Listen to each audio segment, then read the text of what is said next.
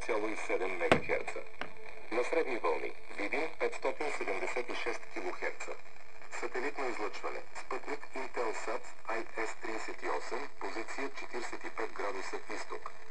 Слушайте ни в интернет на адрес bina.bg.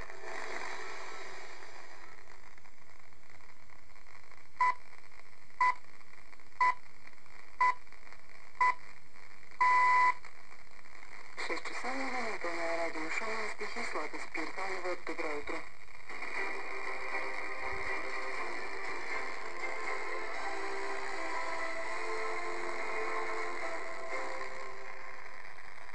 Фермери отново ще блокират европейските институции в Брюксел днес.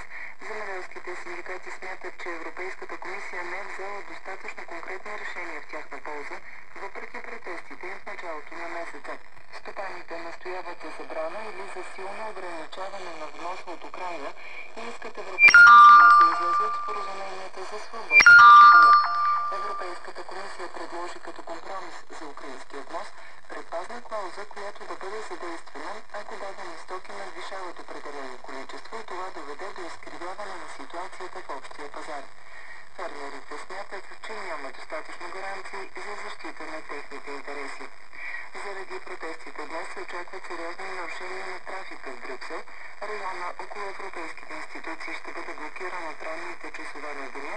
По-късно протестиращите ще се съберат на площад Шуман, който е до сградата на Съвета на Европейския съюз, където също днес предстои заседание на министрите на земеделието от общността.